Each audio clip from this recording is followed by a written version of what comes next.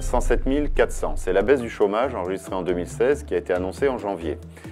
Ce faisant, 2016 restera comme le premier millésime de baisse après 8 années consécutives de hausse. Le gouvernement, évidemment, n'a pas boudé son plaisir et a expliqué que tout cela était le fruit de sa politique en faveur de la baisse des charges des entreprises, au travers notamment du CICE ou du pacte de responsabilité.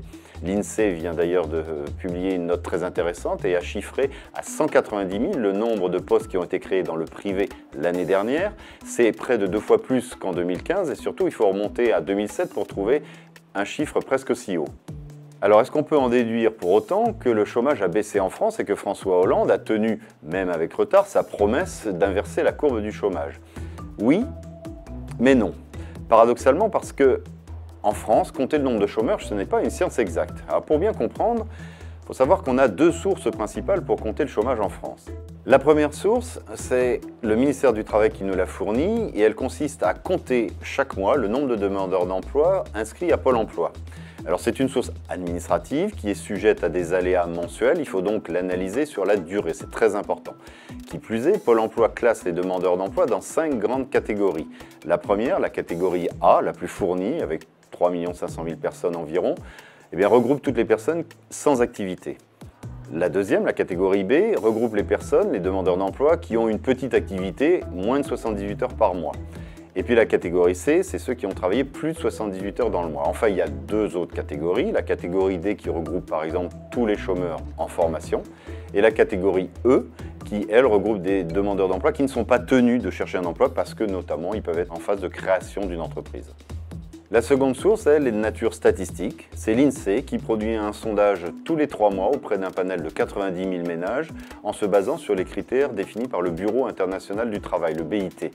Alors c'est important parce que ces critères étant internationaux permettent de faire des comparaisons pays par pays. Alors que disent ces critères? Eh bien, est considéré comme un chômeur au sens du BIT, toute personne qui est évidemment en âge de travailler, qui n'a pas eu d'activité dans la semaine de référence, qui est prêt à prendre un emploi dans les 2 semaines à venir et puis qui est dans une démarche active pour en trouver un. Alors on vient de voir quelles étaient les 2 grandes sources pour compter les chômeurs en France. Revenons à notre question, le chômage a-t-il baissé en 2016? Bien là, la réponse est oui, si l'on regarde la catégorie A des demandeurs d'emploi inscrits à Pôle emploi, de 107 400. Par contre, la réponse est plus nuancée si on regarde les catégories B, puisque là les effectifs sont stables sur l'année, ou C, en augmentation de 9%, toujours sur 2016. Après, c'est une histoire d'interprétation. Pour certains, les catégories B et C sont des sortes d'antichambres pour retrouver un emploi durable. Pour d'autres, les augmentations des effectifs des catégories B ou C marquent une augmentation de la précarité au travers du recours accru au CDD, qui plus est de plus en plus court. Et puis il y a une autre catégorie qui a fait beaucoup parler d'elle, c'est la catégorie D des demandeurs d'emploi inscrits à Pôle emploi. Alors pourquoi ? Dans cette catégorie, on trouve notamment les demandeurs d'emploi qui sont en formation. Or, l'année dernière, le gouvernement a décidé de doubler l'effort de formation en faveur des chômeurs, quitte à mettre 1 milliard d'euros sur la table. C'est ce qu'on a appelé le plan 500 000 formations supplémentaires.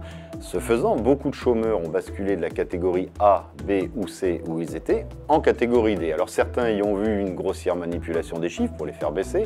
D'autres, au contraire, soutiennent que, non, les chômeurs, s'ils sont formés et bien formés, retrouveront plus facilement un emploi. On saura l'effet du plan vers le printemps ou le début de l'été de cette année. Alors qu'en est-il de la question, cette fois mesurée par l'INSEE?